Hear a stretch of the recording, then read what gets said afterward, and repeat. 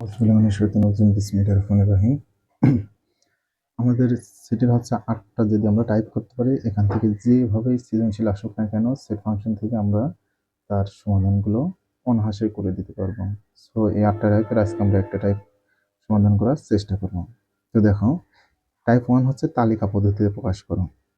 তো x epsilon natural number অর্থাৎ স্বাভাবিক সংখ্যা such that x square greater than 9 এবং এক্স কিউব লেস দেন কত 130। তার মানে কি, যখন এক্স স্বাভাবিক সংখ্যা, এর মানে কাছে যখন এক্স স্বাভাবিক সংখ্যা, তখন এক্স স্কোয়ারের মান কি হবে 9 থেকে বড় হবে এবং এক্স কিউবের মান 130 থেকে কি হবে ছোট হবে। 130 থেকে কি হবে ছোট হবে। এই শর্ত যখন ফিল আপ হবে তখন আমাদের অঙ্কটা সমাধান হয়ে যাবে। সো এখানে সব থেকে বড় যেটা ইম্পর্টেন্ট জিনিস, সেখানে আমাদের এই যে Z Z plus Z zero N N plus, ঠিক আছে, এম, এই জিনিসগুলো আমাদের জানা। যেমন আমরা বলি জেড, ঠিক আছে, এই Z plus zero, Z zero মানে কি, জেড প্লাস মানে কি, ঠিক আছে, এটা কোন সংখ্যা, এটা কোন সংখ্যা, এই যে এটা এন না, এস এম ন্যাচুরাল নাম্বার, এটা অবশ্যই বোল্ড হবে লিখতে হবে, ঠিক আছে, তাছাড়া এটাও ভুল হবে। তো এই জিনিসগুলো আমাদের জানতে হবে। তো আজকে আমরা একটু দেখবো জেড হচ্ছে স্বাভাবিক সংখ্যা আর এন হচ্ছে জেড হচ্ছে পূর্ণ সংখ্যা। জেড হচ্ছে কি পূর্ণ সংখ্যা আর এন হচ্ছে কি স্বাভাবিক সংখ্যা। স্বাভাবিক সংখ্যা কোনগুলো? স্বাভাবিক সংখ্যা হচ্ছে সকল ধনাত্মক সংখ্যাকেই স্বাভাবিক সংখ্যা বলে। ধনাত্মক সংখ্যাগুলো কোনগুলো আছে? শূন্যকে, শূন্য বাদে সকল ধনাত্মক সংখ্যাগুলোকেই স্বাভাবিক সংখ্যা বলে। অর্থাৎ 1 2 3 4 5 6 7 এভাবে আমরা যতগুলো চলে যাবো সেগুলো হচ্ছে স্বাভাবিক সংখ্যা। তাহলে আমরা লিখলাম সমাধান। তো দেখো, n ইজিক্যাল টু কত, 1 2 3 4 5 6, এভাবে আমরা যেতেই থাকবো, এটা কোনো শেষ নাই, ঠিক আছে। এটা আমরা কি বলছে n ইজিক্যাল টু পেলাম, ঠিক আছে। এখন বা এখানে, এখানে আমাদের শর্ত কি x স্কয়ার, তাহলে x ইজিক্যাল টু আমাদের প্রথমটা ধরলাম x ইজিক্যাল টু কত 1 হলে, তাহলে ঠিক আছে। দেখো x স্কয়ার ইজিক্যাল টু কত হচ্ছে 1 স্কয়ার ইজিক্যাল টু কত হচ্ছে 1। এটা কি 9 এর থেকে বড়? 9 এর থেকে কি 1 বড় না? তাহলে কাটা। এবং এবং কত হচ্ছে x কিউব।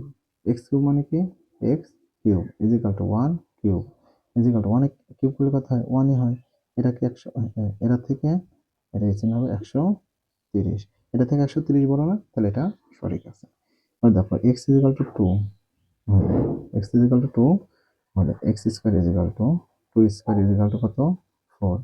4 এর থেকে 9 এর থেকে 4 বড়? অবশ্যই হইতে পারে না, না হলে এটা কাটা।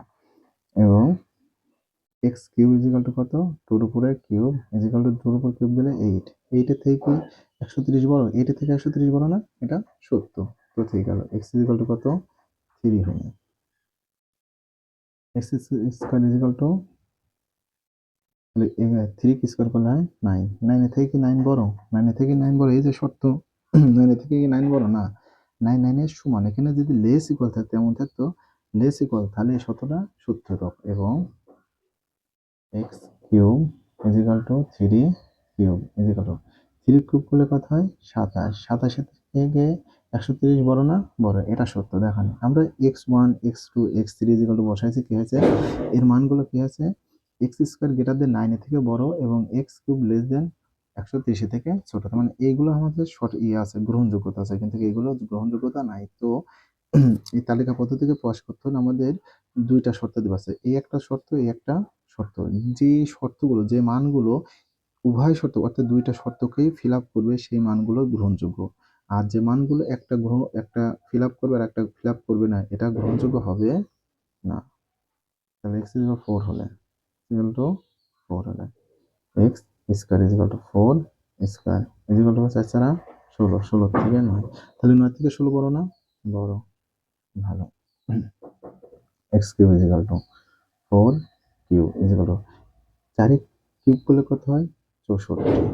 এটা থেকে 130 বড়।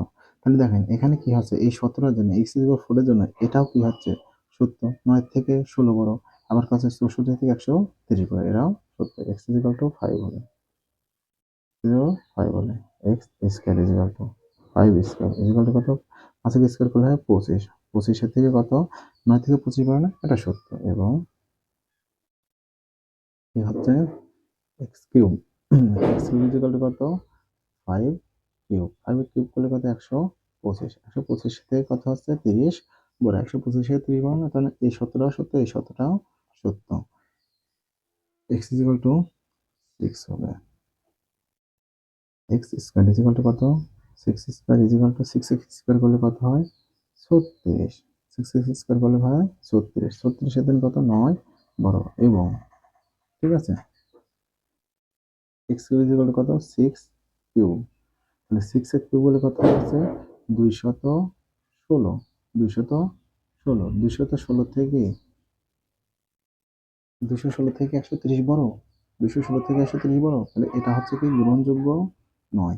তাহলে আমরা এখন যাই মান বসাবো না কেন, এদিকে বড় হতে থাকবে আর এদিকে কি হতে থাকবে? ছোট হতে থাকবে। ঠিক আছে, অতএব সুতরাং আমরা এদিকে না মন করে ডট ডট দিতে পারি। ঠিক আছে, সুতরাং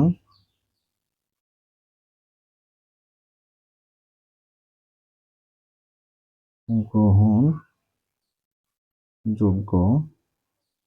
সংখ্যা সমূহ, গ্রহণযোগ্য সংখ্যাসমূহ।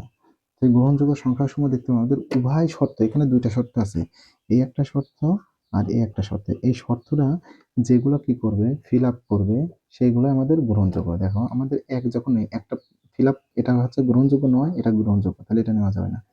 2 যখন ধরেছি ইকুয়াল, তাহলে এটা গ্রহণযোগ্য নয়, এটা গ্রহণযোগ্য, এটাও কি করা যাবে না, নেওয়া যাবে না।